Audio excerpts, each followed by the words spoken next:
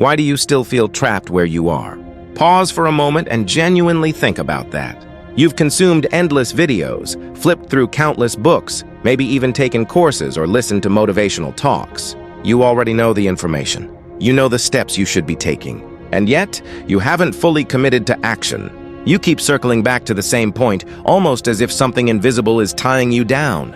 What's really happening isn't a lack of knowledge or resources. The truth is that you're carrying around hidden beliefs that quietly sabotage you every single day. The most unsettling part? You're not even aware that they're there.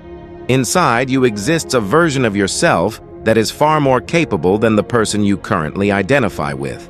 That version of you holds the skills, confidence, and discipline to live the life you dream about. But between who you are today and who you could be tomorrow, there stands an invisible barrier. That wall didn't appear by accident. It's a structure you've built piece by piece, with bricks made out of stories you've told yourself. They feel solid, they feel true, but most of them are lies disguised as facts. As the philosopher Machiavelli once noted, the greatest trick people fall for is believing their own opinions as absolute truth. Let's be honest. You've probably repeated some of these lines to yourself just this week. I'm not the type of person who can do that. It's too late for me to start over. That's not who I am. I'll take action once I feel ready. Familiar, right? These aren't truths. These are excuses masquerading as wisdom. They are dangerous because they feel logical, yet they steal years from your life. The harsh reality is that what's holding you back is not your environment, not bad luck, and not other people. It's you. More specifically, it's the inner narrative you defend. You cling to it like it's sacred when in reality, it's a cage disguised as safety. Today, let's peel back the layers and expose the beliefs that quietly drain your potential. Let's explore how your brain itself conspires against your growth, not out of malice, but out of a misguided attempt to protect you. This process will be uncomfortable. Growth always is. Many people will nod along, feel a spark of recognition, and then immediately slide back into the comfort of their old stories. Don't be one of them. If you truly want freedom from the illusions keeping you small, you must make a conscious choice, truth over comfort. Your brain doesn't present reality to you in a raw, unfiltered form. Instead, it acts like a filter that only shows you what matches your current beliefs. This process is known as confirmation bias. If you hold a belief, your mind begins gathering evidence to support it while ignoring evidence that contradicts it. For instance, if you believe you're bad at learning languages, your brain highlights every mistake, forgetting a word, mispronouncing a phrase, or struggling with grammar. Meanwhile, it deletes the moments where you actually learned quickly or recalled words correctly, as if those successes don't count.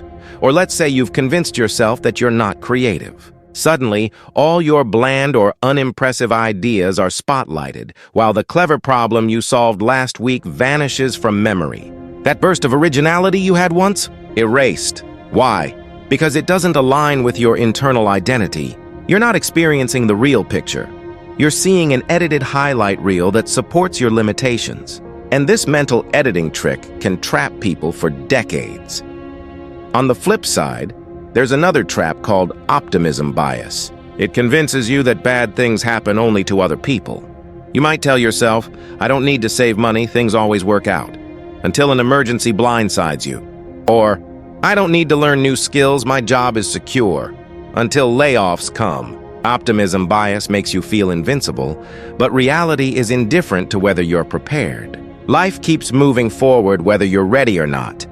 Then there's the infamous Dunning-Kruger effect. This is when a little knowledge tricks you into thinking you've mastered something. You read 3 articles and suddenly feel like an expert. You get one minor success and conclude you've cracked the code. This illusion is deadly to growth. If you believe you already know enough, why study harder? If you think your way is perfect, why correct your mistakes? If you're convinced you've arrived, why ask for guidance? People waste years stuck in mediocrity because they're confidently wrong, repeating the same errors while rejecting wisdom from those who've truly succeeded. And finally, belief perseverance. Even when reality smacks you in the face and proves you wrong, you cling to your old story. You bend facts, invent excuses, or cherry-pick rare exceptions to justify your stance. Your ego performs mental gymnastics to avoid admitting you were mistaken. To your brain, being wrong feels like a threat to survival. So instead of growing, you double down on the very belief that's harming you, all to protect your self-image. Your brain isn't doing this to hurt you. It's trying to keep you safe. But here's the paradox. The same mental mechanisms that shield you from discomfort also block your transformation.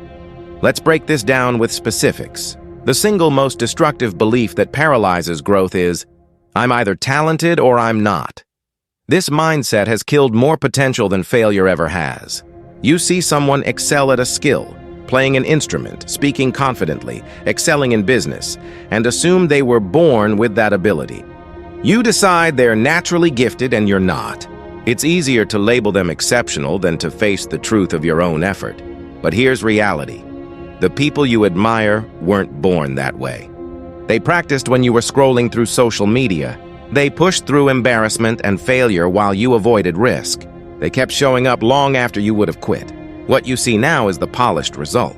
What you don't see are the years of discipline, rejection, and trial and error that built it. So you invent a myth about innate talent, not because it's true, but because it excuses you from trying. Think back to something you're good at now.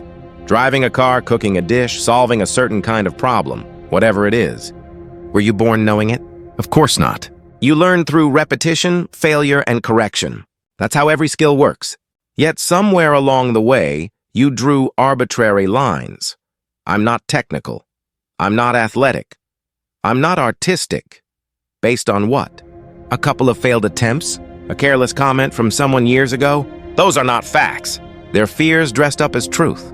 Every skill can be developed, but only if you stop using talent as your shield against effort.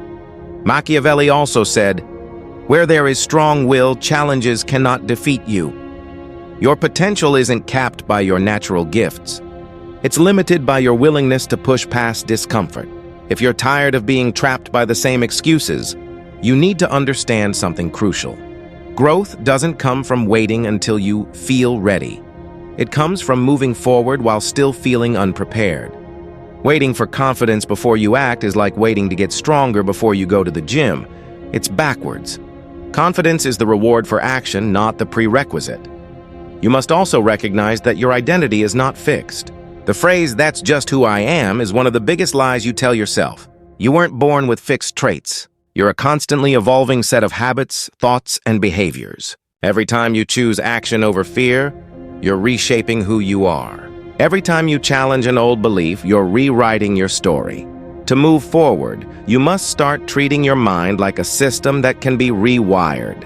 That means noticing the lies when they pop up, questioning them, and replacing them with more empowering truths. Instead of, "I'm not good at this," reframe it as, "I'm not good at this yet, but I can improve through practice."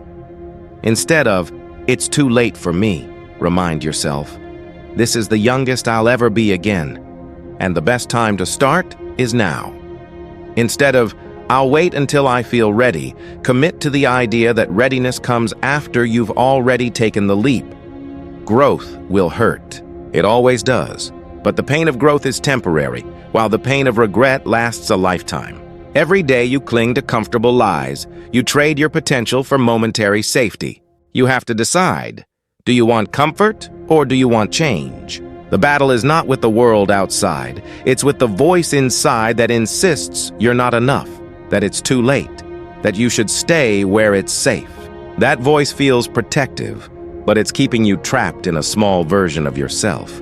The truth is, there's no wall stopping you except the one you've built. And since you built it, you can also tear it down. The journey won't be easy. Most people will hear this, nod their heads, and then walk straight back into the same old prison. But if you truly want to break free, you must take ownership of your beliefs and stop defending the lies that keep you stuck. Every belief you challenge, every excuse you dismantle, is one brick removed from that wall. Remember, you are not a finished product. You are a work in progress. Your brain will resist, your fears will flare up, and your ego will fight to stay comfortable. But that's exactly why you must push through. Because on the other side of discomfort lies the version of you that you've been imagining all along. The one who is stronger, wiser, more capable, and fully alive. So, ask yourself again, why are you still stuck? And this time, don't accept the old answers. Choose truth over comfort. Choose growth over excuses. And most importantly, choose to step into the future self that's been waiting for you all along. Why do so many people remain stuck in the same place, year after year, convinced that progress should be simpler than it is? There's an ancient observation that wise individuals act swiftly while the foolish delay until it's too late. In time, everyone eventually discovers a powerful truth. Talent isn't a gift you're born with. It's a skill that's cultivated. The question is, how many years of your life will you throw away holding on to the illusion that you either have it or you don't? Every time you cling to that belief, you pay a hidden cost. You lose the chance to meet the stronger, wiser, more capable versions of yourself you could have become. You surrender opportunities simply because you labeled yourself as the wrong type of person. You bury dreams before they even have the chance to grow. That's the invisible tax of disbelief in your own potential. And if you want to change it, start by telling yourself, I am always learning, always evolving, always growing. One of the most dangerous myths we've absorbed is the idea that achievement should come without sweat, struggle, or setbacks. Social media reinforces this illusion by feeding us endless highlight reels, people celebrating wins, showcasing perfect lifestyles, flaunting breakthrough moments. What it never shows is the unseen grind, the years of work, the private failures, the countless nights of self-doubt. When you start something new, the first few weeks feel exciting. You're fueled by novelty and possibility, but then reality arrives. Progress is slower than you hoped. Obstacles appear. You're confronted with how much you don't yet know. That's when your brain whispers, maybe this just isn't for me. And instead of pushing through, most people stop. Later, they watch someone else succeed and tell themselves that person had an advantage they didn't. That's not the truth. The real difference is that they didn't quit when things became difficult. Every role model you look up to, whether it's a best-selling author, an athlete, or a creator, has failed more times than you've even attempted. That famous writer was rejected dozens, sometimes hundreds of times. That athlete you admire, they were cut from teams, doubted, and injured repeatedly before they rose to prominence. That entrepreneur who suddenly blew up, they spent years building with little recognition. You didn't see that chapter. Because you missed it, you believe their climb was smooth while yours feels impossible. But that's an illusion. Difficulty is not evidence that you're failing. It's confirmation that you're on the path of growth. If something truly matters, it won't be easy. And if it were easy, everyone would have it, and it wouldn't be valuable. Remember, obstacles aren't dead ends. They're signs you're moving forward. The real tragedy isn't failing. It's quitting just before the compounding effect of your effort begins to pay off. Many people abandon the journey inches away from their breakthrough. Don't let that be you. Instead, repeat to yourself, every struggle I face means I am expanding, not failing. Another subtle lie we tell ourselves is, I'll start when I'm ready. It sounds rational, but beneath it lies fear. When you say, I'm not ready, what you're really saying is, I'm scared to start. The truth is, no one ever feels completely ready for major change. If you wait until the feeling of readiness magically appears, you'll wait forever. Think about any major step you've taken. Changing careers, moving to a new place, learning a skill, or starting a relationship. Did you feel entirely prepared beforehand? Or did you step into it uncertain, fumbling your way forward until you figured it out? That's how growth works. You act first and the readiness comes later. Progress is born from messy beginnings, not perfect preparation, but many people fall into the trap of preparation without execution. They spend years reading about what they want to do, planning the details, convincing themselves they need just a little more clarity, a little more skill, a little more confidence. Meanwhile, others who started with nothing but shaky steps and imperfect tools are miles ahead. Preparation feels safe, but safety is not progress. Here's the irony. People who wait for readiness often tell themselves that later will be a better time. Yet the same people also convince themselves that it's already too late. Someone in their 30s thinks their best chances are behind them. Someone in their 40s thinks the window of opportunity has closed. But history is full of people who began new chapters late in life. authors who published their first books in their 60s, inventors who created breakthroughs after retirement, entrepreneurs who started ventures long after most would have quit. Age is not the obstacle. Belief about age is the real enemy. Every year you delay, you hand fear the pen and let it write the story of your life. Don't give it that power. Tell yourself instead, I begin now, imperfectly, because action creates clarity. Few beliefs stop growth faster than convincing yourself that you already know all you need to. Learning something new can be exhilarating, but after the first wave of knowledge, people often become complacent. They stop being curious. They assume the strategies that worked once will work forever. Meanwhile, the world keeps changing. New skills replace old ones. New strategies replace outdated ones. And slowly, without realizing it, those who stop learning are left behind. What makes this even trickier is that past success can blind you. If something worked for you once, you assume you've figured it out. You stop exploring, stop studying, stop challenging yourself. Years later, when the same method stopped delivering results, you feel confused. But the problem isn't the world. It's that you stopped growing while the world kept evolving. At the same time, there's the opposite trap. Endless preparation, also known as analysis paralysis. This is when you feel you must learn everything before you begin. You read 50 books, binge hundreds of videos, sign up for course after course, all without applying anything. Information becomes entertainment, and you mistake consuming knowledge for real progress. But knowledge only transforms into power when it's applied. You don't need to know everything before you act. You just need to know enough to take the next step, then learn from experience. Both extremes, thinking you know it all and thinking you must know it all before acting, lead to the same outcome: stagnation. The cure? Stay a student while moving forward. Replace the ego-driven belief of "I already know" with the empowering habit of "I learn and do" simultaneously. One of the most costly beliefs is that you must figure everything out on your own. Many people carry this stubborn idea that asking for help is weakness, that needing a mentor or guidance means you're incapable. This is pride disguised as independence, and it slows your progress more than any external obstacle. Look at anyone who has ever achieved greatness in any field. Athletes, leaders, artists, entrepreneurs. Every single one of them had mentors, coaches, teachers, or role models who guided them. The myth of the self-made person is just that, a myth. Behind every accomplishment is a web of support. Think about it. Everything you know today, from reading to solving problems to cooking a meal, you learned from someone else. So why do we suddenly believe we must tackle our biggest goals alone? Learning from those who've already walked the path isn't cheating, it's wisdom. There are people who spend years struggling with something they could have learned in months had they sought guidance. Pride convinces them they must do it solo, but humility would have accelerated their growth tenfold. What's worse is that most successful people actually want to help others. They're eager to share the lessons they've learned, but only if you're brave enough to ask. So instead of isolating yourself, embrace the belief, I grow faster by seeking wisdom from others. Breaking these toxic cycles requires brutal self-honesty.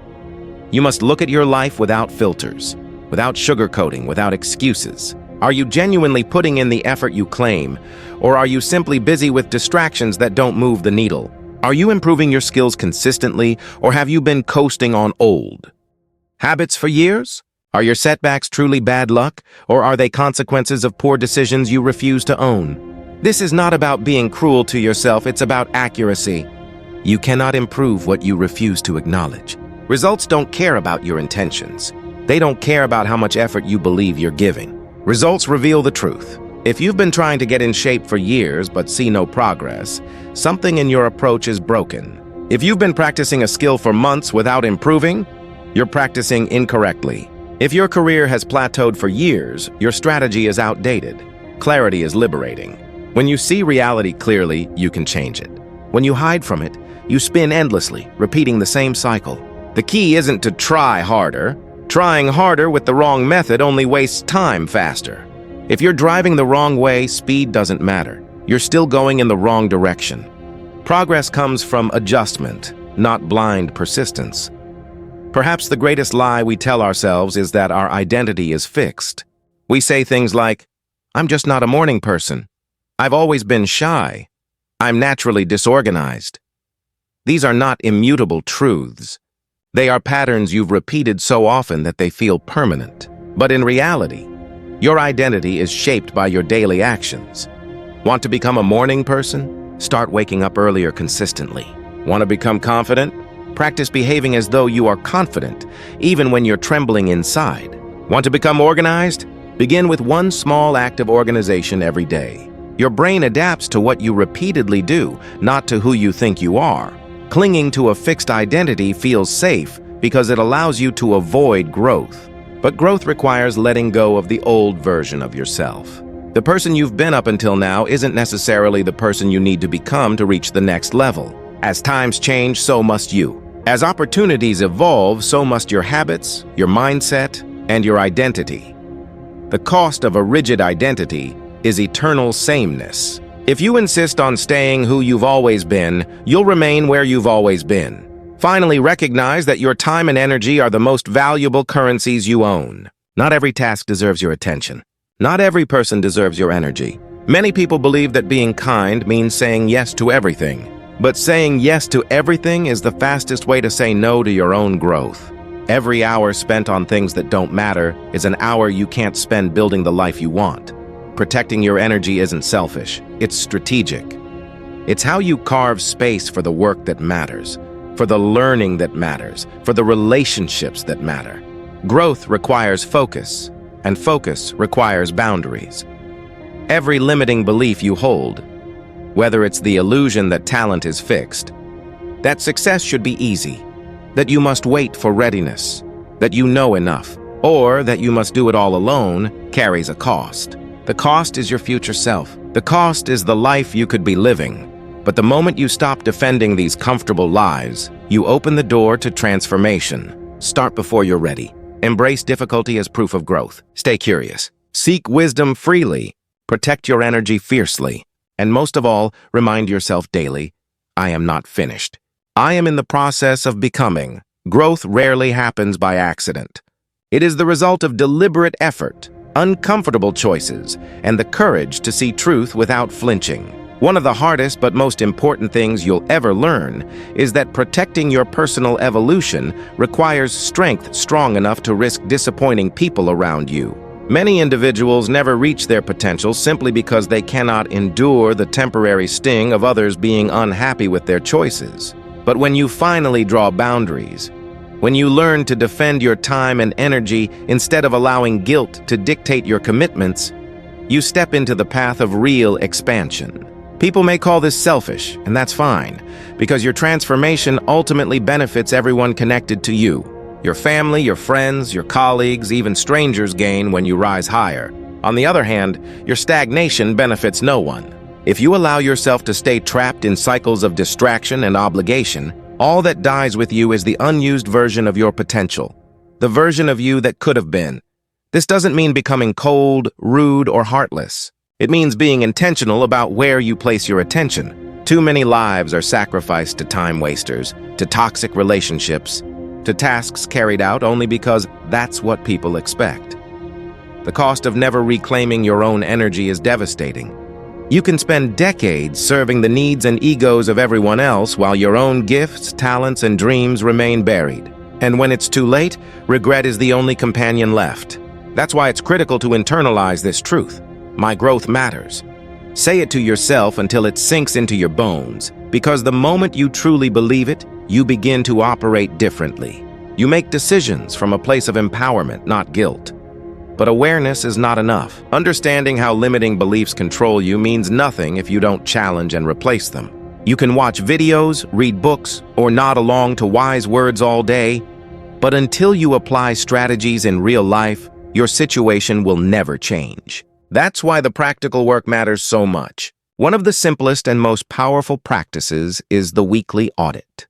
Every 7 days, sit down with a pen and paper and ask yourself 3 brutally honest questions. What beliefs shaped my actions this week?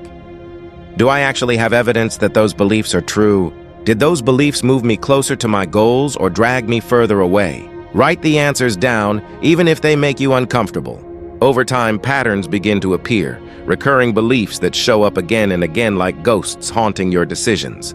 You'll begin to see how many of your choices aren't based on facts, but on old stories you've been carrying, stories that no longer serve you. Most people never stop to question these invisible drivers. They unconsciously repeat the same patterns for years, sometimes for their entire lives. A second strategy that rewires your brain is what I call the reversal exercise.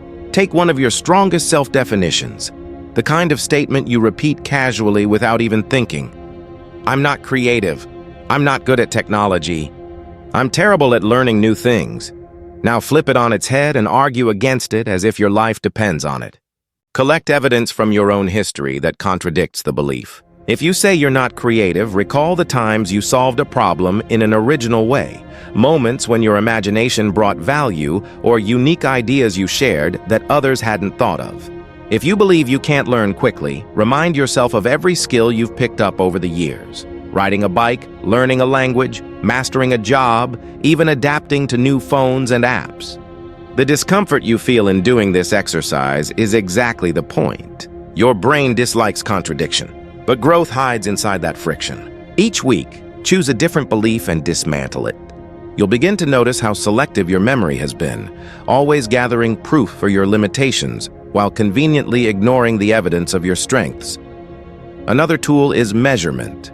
Human beings are experts at self-deception. You may think you're working hard, being consistent, or practicing diligently, but feelings are unreliable. Data doesn't lie. Start tracking your actual behavior, not your imagined behavior. Use a journal, a habit tracking app, or even sticky notes on your wall. Record the hours you actually spend on productive work. Log every practice session of your craft. Monitor how often you stick to your fitness or learning goals. The results will likely shock you. Many discover that they work less than half as much as they believed, or that they are consistent only 2 days out of 7. But this shock is not your enemy. It is the doorway to reality.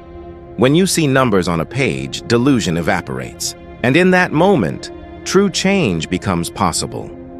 Beyond measurement, you must demand evidence from every belief that tries to dictate your life. Too often, people carry entire identities built from 1 or 2 painful experiences. Perhaps you failed at something once and now you've labeled yourself bad at it for life. Perhaps a teacher criticized you and you decided you weren't smart. Perhaps a parent compared you to someone else and you accepted inferiority as truth. But when you interrogate these beliefs with rigorous questions, what have I actually tried? How long did I stick with it? Did I use the right approach? They collapse under their own weight. Most limiting beliefs have no foundation at all. They are inflated memories disguised as identities.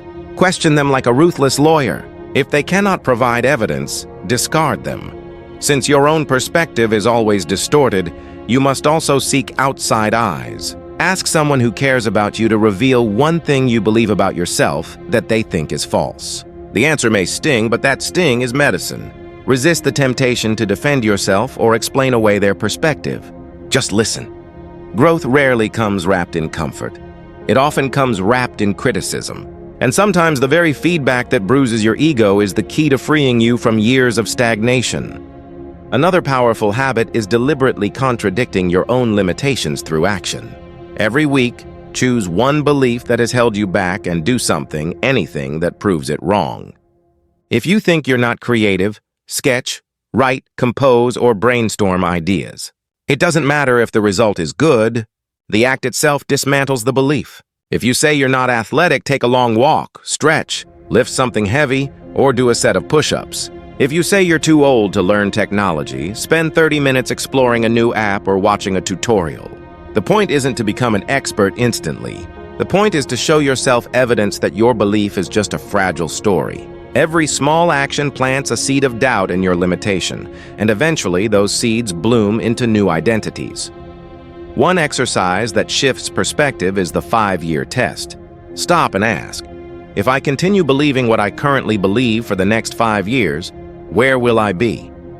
If I keep telling myself I'm not creative, will I ever produce anything meaningful? If I keep insisting I'm too old, how much older will I be when I finally decide to begin? If I keep refusing help because I think I must figure it all out alone, how much precious time will I waste reinventing the wheel? The next 5 years will pass whether you change or not. But who you will be in those years depends on the beliefs you keep and the ones you break. Imagine yourself 5 years from now, either grateful that you took action today or crushed by regret that you didn't. Which version do you want to meet? To reinforce this mindset, actively search for proof of possibility. Whatever excuse your mind presents, find someone who has already disproven it. If you believe you're too old, research people who achieved greatness late in life. If you think people like you don't succeed, find role models who share your background and still made it. If you insist you lack talent, study those who began with nothing and built everything through effort. The examples exist everywhere, but most people never look for them. They only seek evidence to confirm their limits. Instead, choose to fill your environment with stories of possibility until they drown out the voice of doubt. At the same time, pay attention to your inner dialogue. The language you use with yourself literally shapes your reality. When you say, "I can't," you cement permanence into your identity. When you shift that language to, "I haven't learned yet," or "I'm still developing," you reframe limitation into opportunity. Telling yourself this is impossible shuts the door. Telling yourself this is challenging but solvable cracks it open. Your brain believes what you feed it consistently. Stop feeding it poison. Start feeding it truth. The truth that your abilities can grow. A final strategy is to create a belief inventory. Take 30 minutes to write down every single belief you hold about yourself. Don't filter.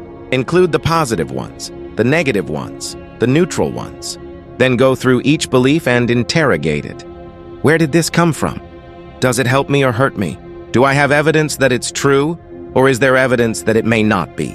This process is often shocking.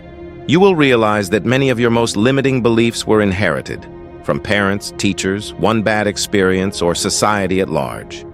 They aren't even yours, yet you've been living as if they are absolute truth. Once you see that, you gain the power to discard them and choose new ones consciously. We've now unpacked how your mind traps you with biases, excuses, and old identities. We've exposed the myths about talent, timing, knowledge, and independence that chain people for years. We've discussed ways to measure reality, challenge false stories, and replace destructive patterns. But let me be clear, knowledge alone won't move you an inch forward. Only action does that.